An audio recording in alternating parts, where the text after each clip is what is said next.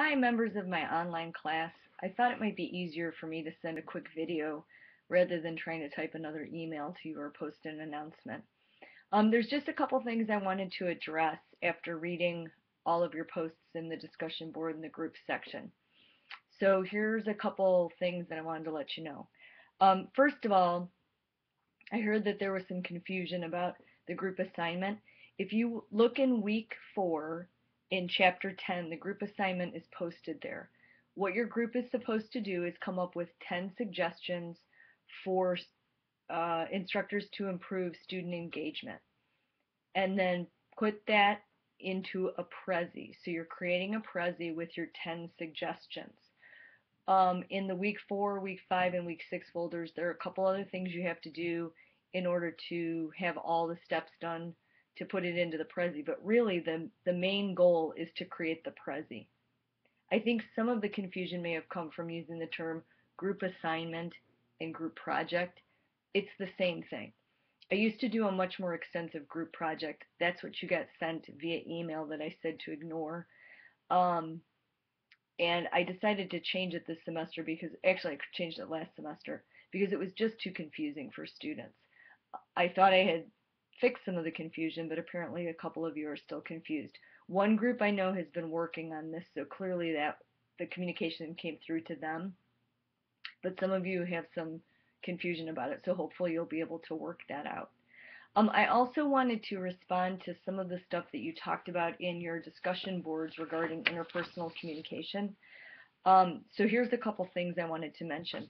First of all, lots of you talked about conflict management and different, your styles, of course, and then ways that you've been handling situations. And I wanted to just mention that there are those 5 different styles of communication. That test that you took gives you your primary and secondary modes that you use most often.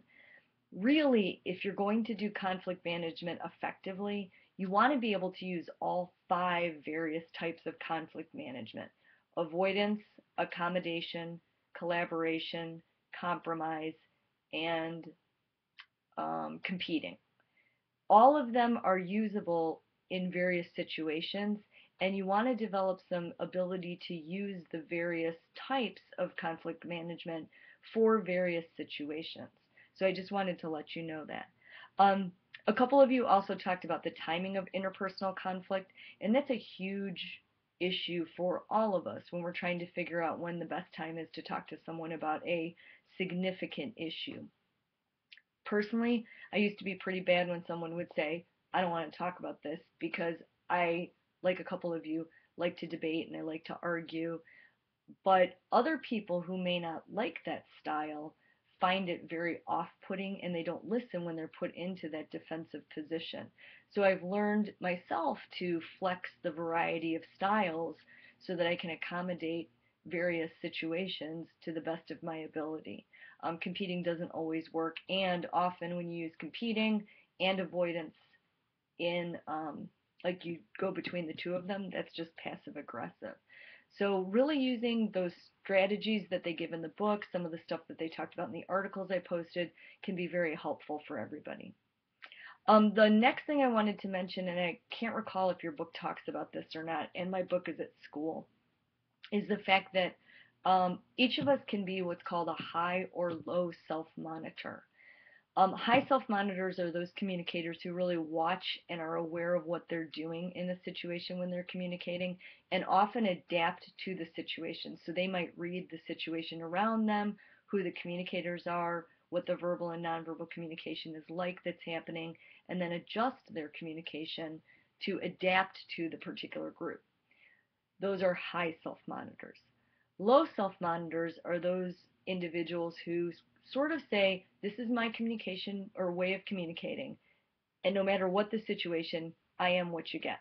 So they are not particularly adaptable, and they kind of say, here's who I am, I just am who I am, deal with it. In our culture, we tend to prefer high self-monitors because we like people who adapt to us. There's a lot of research on this in the field of communication. So it's not to say that high self-monitors are necessarily better communicators. In fact, some people would say if they're really adaptable, they're chameleons and you never really know who you're dealing with.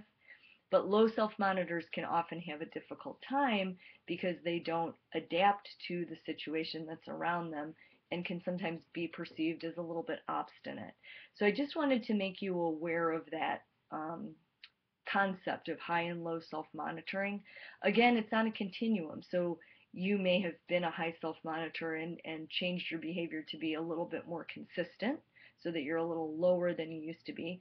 If you're a low self-monitor, you may have learned to adapt to a situation in order to communicate more effectively. And then the last thing I wanted to address was at least one person had talked about some gender issues in interpersonal communication and talked about some of the things that we commonly think are different about men and women as communicators. And I just wanted to make it clear that when they've done research on gender in communication, women tend to be, one, more nonverbally sensitive, and two, more directly expressive about their emotions. That is not to say that women are more emotional than men. Men can be just as emotional with women as women, but they tend to problem solve differently and they talk about their feelings differently than women do. Men tend to be a little bit more direct. They tend to engage in emotional problem solving individually rather than in a group, where women tend to talk about their feelings more, especially with other women.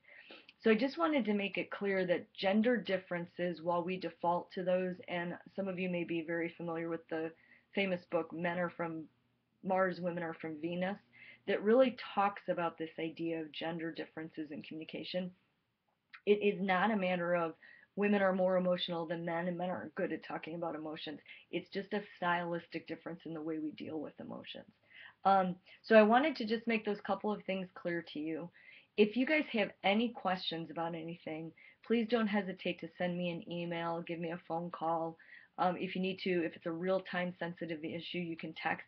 But I often find that the email and phone calls actually work a lot better because they're more in-depth forms of communicating. So hopefully this is helpful to everybody.